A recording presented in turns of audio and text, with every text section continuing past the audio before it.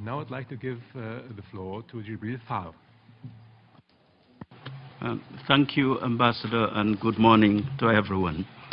In the third week of January 2015, the negotiations will start for the Sustainable Development Goals.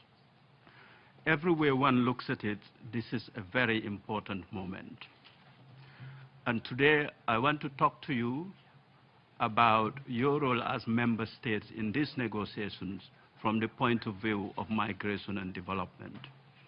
And I just want to call to your attention three matters. One is partnerships, second, transnational communities, and third, means of implementation. During those 9 months of negotiations, there will be times when it would be heated, there would be times when it would be difficult, and we can guarantee at every time it would be intensive.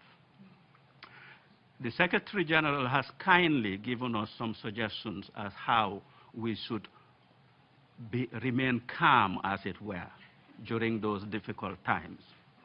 And he says in his synthesis report that we should remember 6 elements: dignity, people, prosperity, planet, justice, and partnership.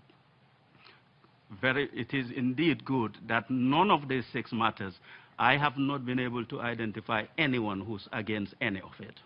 So that's a very good start. The difficulty is I can find many people, including many countries, that are not terribly good at handling any of these 6. So I want to focus not on the 6, but on one of them, partnerships, and how migration, development, diaspora can be factored into the Sustainable Development Goals through partnerships. Partnership is a word we use in member state negotiations and civil society and NGOs almost every day. At every opportunity, we've created a partnership. I'm not using that as a guide. I want to introduce you to the way the marketeers of this world, the capitalists, the marketeers of this world, the way they use the word partnership. And I'm trying to suggest that we take a guide from them to help us with these negotiations. Why am I choosing them? Because these marketeers, every day I wake up with minding my own business, and they successfully sell me things that I do not want, and I pay them with money I do not have. Why are they so successful? It's because they've got what they've got, a hierarchy of loyalty in their relationship of people with their money and how they take it off them. So they say the starting point with every service or every activity with the people, it starts from a situation of suspicion, it then moves to prospection, then it moves to customer relationship, client relationship. At the highest is partnership. My view is the role of diaspora migration in development at best is at a suspicious or prospective level. We need to move it up from that prospection or suspicion to a level of customer or client relationship. And within the framework of the post-2015 discussions, we've got means of implementation as a strong possible place to do these discussions.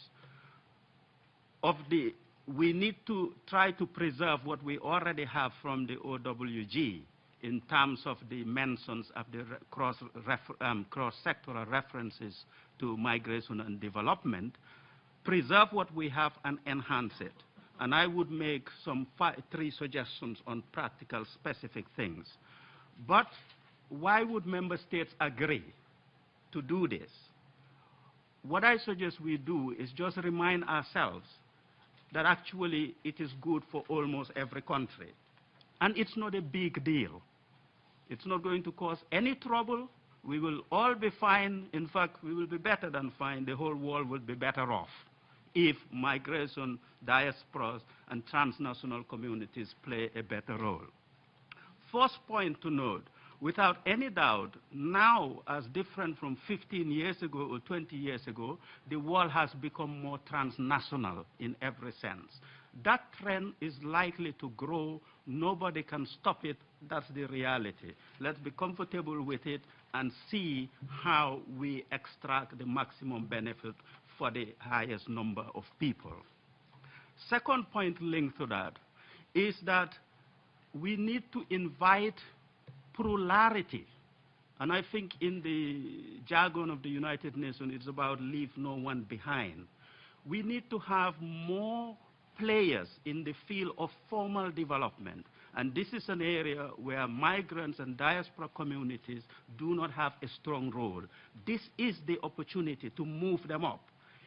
First, I would argue that because they are extremely good at doing development, perhaps better than almost everyone else. That's what I would argue. But you don't have to believe me.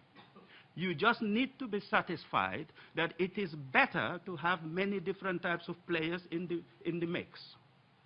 If you agree with that, that's okay. Then it's up to me to prove in the next 15 years that migrants and diaspora do it better. That's my starting point. Be comfortable that just open up the scale. I'll give you one little argument as to why I think the diaspora are better. We know that every migrant or diaspora who supports country of origin or heritage, we know from remittances studies and many things that the diaspora support countries and people. They support members of families who they do not even know, because it's the network, it's about heritage and linkages. On average, people support between 4 to 5 people. One migrant supports between 4 to 5 people. However you look at the numbers, before very long, you're talking of migrants in general supporting 1 billion people, having an impact on the life of 1 billion people. That's a big number of people. And we look at how, so in terms of quantity, we're talking serious numbers. In terms of quality, let's look at another element. Many migrants who are successful in their migration, which is in a strange way, which propels migration even further, is they are able in a single generation to lift their families out of poverty. In a single generation, usually 10 years, 15 years, they've lifted their own family out of poverty. And usually they keep them on that progressive trajectory, as it were. So both quantity and quality, migration and migrants and partners of development, we do need to push this. Now on specifics. Right now we have some very specifics in terms of the report of the OWG. One of them is reduce the cost of remittances to 5%. That's far, far too high. Right now I can go outside in the street and send money for less than 5%. So do not, as member states, negotiate an agreement that is already out of date before you start. Don't do that. You should aim for reducing the cost of remittances to 0%. And don't think it's too ambitious. Right now I can go out in the street and send money for 0%. I'm not asking you to target it for minus 5%, because you would think I am mad. So that's why I'm not doing it. But if I thought you would take me seriously, that's what I would argue. Second, there is nothing in there to look at how to transform remittances from it just being transfers into a serious macroeconomic factor in terms of lots of it going into what economists might consider productive consumption. All of the consumption of remittances is beneficial anyway because of the local effect in terms of the multiplier effect. But in terms of monies going to specific investment programs, I think we should be looking at either developing a tax relief schemes. Some countries already have tax relief schemes for contribution to charities and NGOs. So either a tax relief scheme, or if we think tax relief is too complicated, just match funding. So do tax relief or match funding on remittances so that there is a new fund of development, international development fund linked to remittances. Last point on what we can do on these remittances is about on sort of making the partnership work, is about developing mechanisms for transnational social and commercial investment. Right now, many members of migrant communities who want to invest, say, in a country of origin or country of heritage, they go to that country and the banks won't give them any money because they said, you don't belong here. And rightly so, because they lived in Netherlands or the United States. Then they go to the United States to get a loan, and the bank manager said, yes, we are very happy to give it to you. Whereabouts in the Bronx are you going to do the project? And they said, oh, no, it's not in the Bronx. It's in downtown Accra. They said, oh, sorry, we cannot do downtown Accra. Now, it's a missed opportunity. We need to have transnational funds that allow us to do these investments. And I would then conclude to say, repeat the points.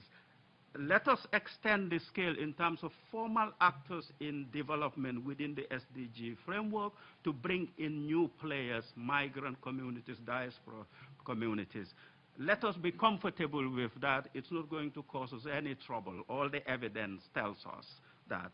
Let us be ambitious, and even, I'm not saying over-ambition. Let's just look at the best things available right now and try to write in our plans.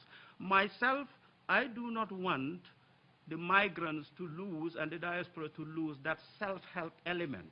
So all of this practical support is just to enhance their work rather than to reduce the support they make right now to development. Thank you very much. Thank you, Gibril, for your strong and passionate statement. We now have had excellent input for our discussion from our three panelists, and I would like to open the floor to all of you. But before we do, let me just say, for me, being German, I mean, I've been asked to finish by 11:30, or actually start the next session at 11:30. For me as a German, it's a question of honor to really do so. But let's collect a few questions first and start the first round of discussion. Benedict. Thank you very much. Thank you for this really very interesting conversation, and thank you to all three panelists. I have a very concrete question. I think what was mentioned about the gap between the evidence, the scientific evidence, and the reluctance to apply corresponding policy, I think is a very, I mean, is something that we need to work on, because otherwise we're not going to move, and we have, as was said, a post-2015 agenda to negotiate. So I really wanted to know whether anybody feels that they have a good answer to how we bridge that gap. I mean, we all know what migration means in our own country, and how actually, yes, it's not, the policies are not very evidence-based, if I hear correctly what I heard in the room, and I think it joins the point that was made by Gibril about the level that we are at the level of suspicion. So is there any concrete things that have been done, governments, examples of governments that have actually taken this very seriously, the evidence-based approach, and with results that can be more publicized and more advertised so that everybody becomes convinced and we leave the level of suspicion? Thank you.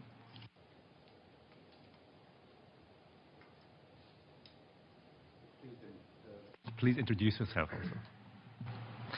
Hi, good morning everyone. My name is John Buzutil. I'm from the European Union delegation. Like my predecessor, I would also like to thank Costa Rica, Germany, and the IOM for organizing this meeting, and all the panelists for very stimulating presentations. I have a short comment and then two questions. One is that the European Union and its member states, we have continuously advocated for reflecting migration in the post-2015 development agenda. Besides, of course, messages to this effect in the high-level dialogue. Also before that, during the 4th EU-Africa Summit of April 2013, heads of state and government adopted a standalone declaration on migration, which inter alia stated that we commit to ensuring that the importance of well-managed migration and mobility as drivers of inclusive growth and sustainable development will be adequately reflected in the post-2015 agenda. Yesterday, in fact, the Ministerial Council of the European Union agreed on a set of conclusions on a transformative post-2015 agenda, which, among others, again reiterated this position. It underlined that maximizing the positive impact of well-managed migration on development is an important policy priority for the European Union, as demonstrated by its dual policy framework in this area. The nexus between migration and development is one of the thematic priorities of the global approach to migration and mobility, which provides the overarching framework for the European Union's external migration policy, and it is also integrated into European Union development policy framework, of which the Agenda for Change is the latest building block. With regards to the two questions, the first one to Melissa, it would be perhaps useful to hear more about the idea of policy coherence. You very rightly said it's very much an issue which is current, and you mentioned the ongoing work in the area, especially by the World Bank. And also in regards to your comment that there is a policy disconnect between what is actually being done in research and what is actually being implemented through policies by governments. And the second question I have for Mr. Faal, we very much agree on building further on the open working group work and the recommendation there. And also in relation to the idea of partnership, and that migration, of course, has to be adequately reflected there. There is increasing recognition, at least in the UN, that a lot of the work with regards to the global partnership will be done in the financing for development track. So maybe if we can hear a bit further, especially on the examples you highlighted on financing and remittances, if we can hear a bit further on that. Thank you very much. So let's take one more question. Yes, please.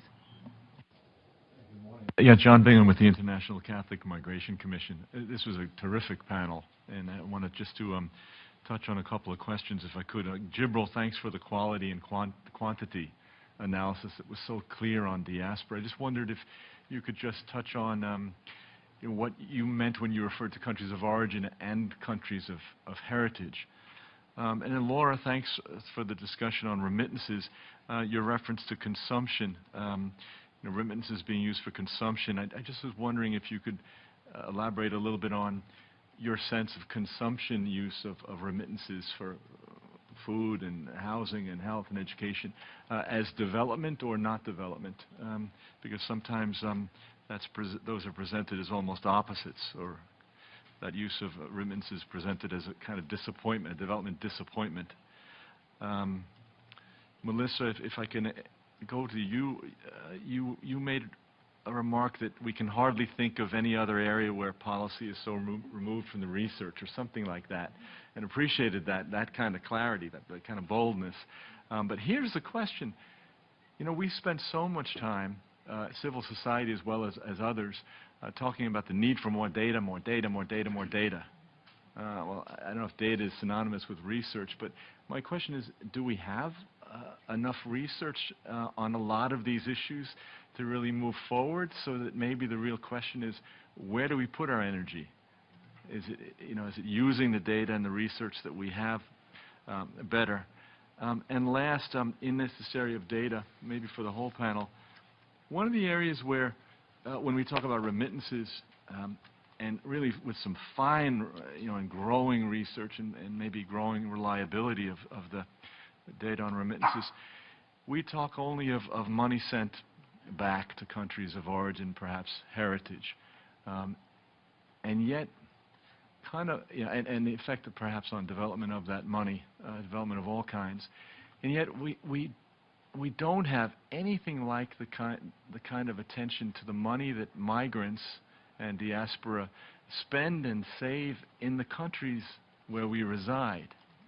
And that number, in the smallest amount of research we've seen, some of the attention the World Bank is turning to that saved and spent money in the developed world largely, that's something like 4 times the amount of remittances sent home with development impact. I just wonder if we need to have maybe some more research there or some more voice and expression to that in this debate.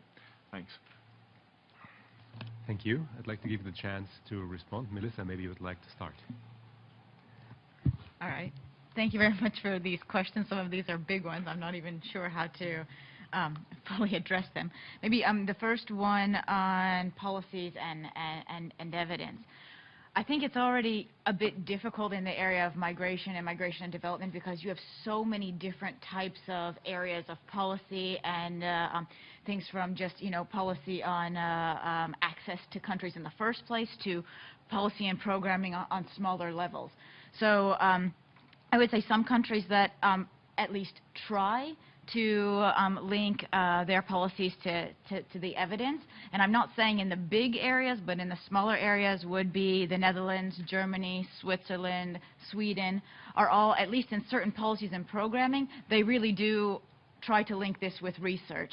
I can say, for instance, the approach that Sweden has taken right now on basically making sure that labor migration particularly matches up with the labor market is one that reduces lots of bureaucracy, I would say, is a really good policy, and they've listened there to scholars. The Netherlands have listened to scholars with regard to how to attract the highly skilled, things like that. So in different pieces, some governments do listen, but in the bigger scheme of things, really about more access to labor markets on different things like that, it goes so much in a political direction that, and I do understand that governments are dealing in very specific political environments, especially nowadays. There's been a kind of big swing to the right, at least in many European country governments, that has become very kind of anti-immigrant.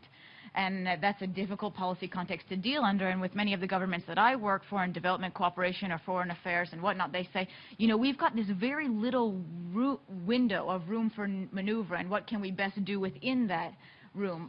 So I mean, I do understand that it's not always particularly easy. I mean, there are also countries that show policy making that is in direct opposition to all of the research that we know. So the recent policy shifts, for instance, in the UK to even stop student migrants, which is the most ridiculous thing I have ever heard of in a migration policy making area. I guess I'm speaking very candidly now.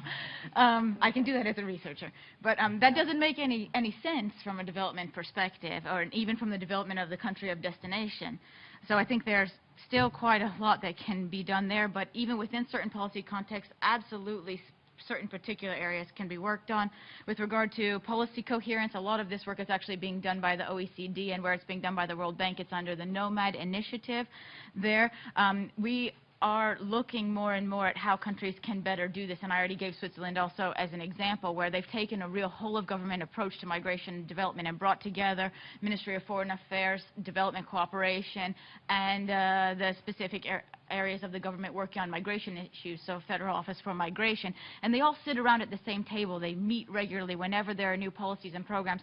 They have, I mean, this can obviously be difficult and time-consuming sometimes, but they are taking an approach trying to make sure that they're coherent, and I've seen a lot of positive aspects of that, particularly in countries of origin that they have cooperation with. So they've signed migration partnerships with 5 countries, and this whole-of-government approach has been very effective with regard to also development and migration in those countries of origin, and in the Balkan countries, in Nigeria, Tunisia, et cetera, et cetera.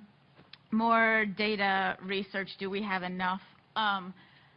We do have data and we do have research. Of course, there's always more. Context is very important. I think we need more, but we do have a lot and we can say a lot. And I've been in several meetings with governments where they said, we need more research, we need more research. And in that case, I said, we do need more research, but I'm sorry, you need to listen.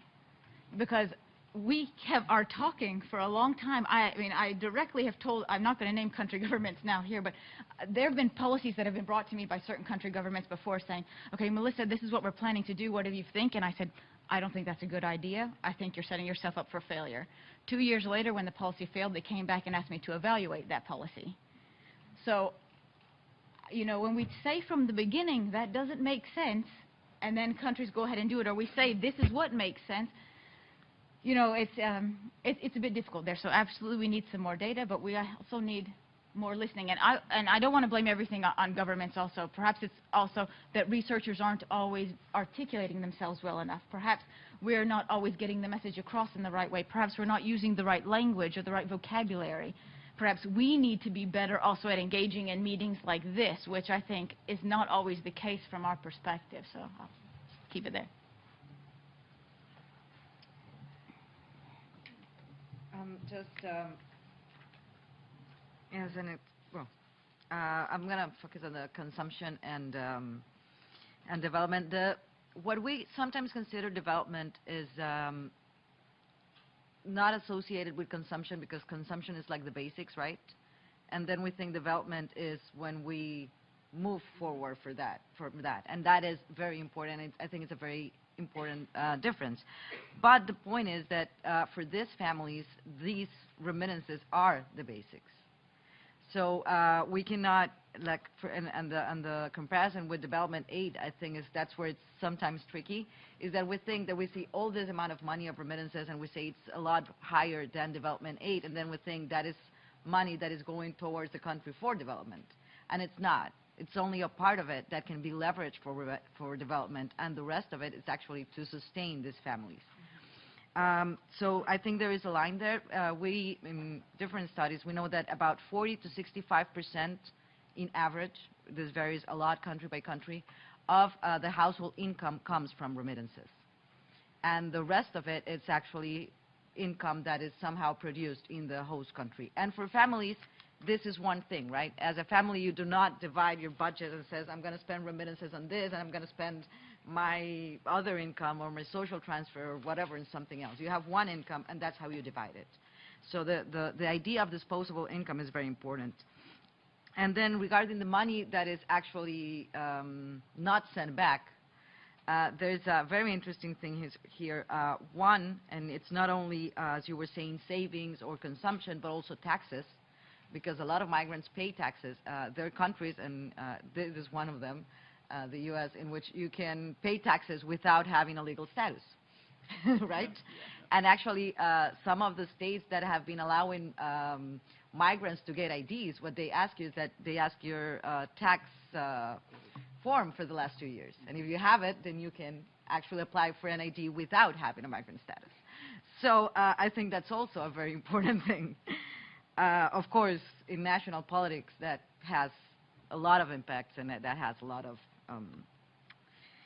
things going on there. And the other thing is that what I mentioned about nostalgic trade, which is also a very interesting way to engage investment, not only on the home countries or the heritage countries, but also on the host countries. There's a lot of businesses, and well, this city is a great example, right? And you even have neighborhoods where they concentrate, and you can go and buy. And this is usually people that import them or make them here with the knowledge that is brought from home. There's an Ethiopian restaurant in D.C. that is very famous because this guy will bring bread every day, fresh, every day. And all those things are also very interesting to look upon from the home country, from the host country, which I do underline what Melissa said is a very important thing to look upon and something that has been neglected so far. In terms of examples of what works, last year, I think it was in June, when IOM convened the Diaspora Ministerial Conference in Geneva, over 50 countries were represented, countries that have diaspora ministries, and all of them are working on the basis of known tested frameworks. So at that level, there's a lot of evidence, and already a number of countries have adopted them. What many countries don't know is the things that are happening not at that top formal level of government level. And I'll give about 3, 4 examples of some major transformative diaspora innovations in terms of development, which are not necessarily happening at government level. Right now, last week, I sent money to someone's telephone in Kenya, £300. It took me from beginning to end about 3 minutes, and I paid 3% cost. I did that through a company called War Remit, started by a member of the Somali diaspora, who's brought in now investment of over 50 million in that project, challenging the oligopoly that exists within the remittance meeting. It's happening, it's out there. I can go to a company called Homestrings online that allows me to buy the bonds of Senegal, the government bond of Senegal or some other country, not because Senegal has created any specific diaspora bond, but the normal bonds they have. Now this company, a member of the diaspora, Guinean origin, United States, have created that platform, legally, financially regulated business to do this. In Sierra Leone, my own organization, African Foundation for Development, AFFORD, we are the biggest providers of business support to the small and medium-sized enterprises in the country. And we had, over time, influenced government to consider the subsidizing of interest rates, because when you have interest rates of 20%, it's prohibitive. We have learned from the United Kingdom, where I've lived all of my adult life, that when the times are difficult or in areas of particular deprivation, what you need is special measures. And that's where we were using discounted interest rates. Of course, this was about 20 years ago when interest rates were about 15%. Right now, it's almost zero in the UK. So there's some very practical examples of what can be done. In terms of the financing of development, that connections, absolutely right. And I think all of us need to be far more aware of the linkage of the post-2015 discussions with that parallel discussion of financing of development. But the financing of development meeting summit will happen before the General Assembly. I think it's in June or July in Addis. So member states need to be geared up even faster. So some of the specifics, already the report for that have come up with tens of particular ideas of innovation. I know the UN Economic Commission for Africa, they convened about 2 months ago in Marrakesh, I was there, on innovations in financing. We just need to make those connections now to get better results. In terms of the diaspora to be seen in a wider sense of countries of origin and heritage, I even add countries of interest as well. Because sometimes you are from a country, but you perhaps are a political refugee. You cannot go back to your country, or you cannot engage meaningfully in your country, but you are still contributing to development in the region because you have a country of interest. As long ago as 2006, and 2006 is a long time in this discourse, it's a long time we were back. In the United Kingdom, the Department for International Development commissioned a study on remittance behavior. And I myself was surprised to see that over 20% of people who were sending money were second and third generation who didn't even know some of these people. I was surprised at that level. But, and that is important in this interconnected world. So for them, it's a country of heritage, as it were. Now, in terms of the point about the migrant and diaspora savings, I have a sort of mixed approach to this. I think we do need to know the numbers, but the savings that the diaspora and the migrants have in the United Kingdom, I don't want that to leave the United Kingdom, because I want the United Kingdom to do very well for all of us, because as a migrant, as a diaspora, it is just my country as Gambia is. So I don't want to see any degradation in things in the United Kingdom. But I want people to know how much it is, so that we have this debate in a water correction. But I'm not advocating we sort of start repatriating those funds. Well, not until I leave the United Kingdom, then it can follow me. But as long as I'm there, let's keep it there. So, but there's another bit of money, which I think Laura's mentioned, is migrants, especially irregular migrants, contribute a lot of money in terms of taxation, which they have no access to. There was some study, I cannot give the reference, that's in the United States, that calculated the amount of social security benefits that irregular migrants would have been entitled to. But of course, they cannot access what they've contributed. Now, for me, linking that to financing of development, I think we need to do some innovative thinking about that. In the UK, we've got some experience of doing that. I used to work in developing the social enterprise sort of climate and structure in the UK. Amongst the things we did was this. There was, and it exists in all the developed economy, a whole lot of dormant bank accounts that are worth billions and billions of dollars. Dormant bank account, people have $100, $50 in their account, they've forgotten about it, it's their dormant. What we've done in the UK, what was done about 10 years ago, these dormant accounts were used as a form of new investment for social enterprise and green businesses. Thank you. Thank you. We should have time for another set of short comments and questions.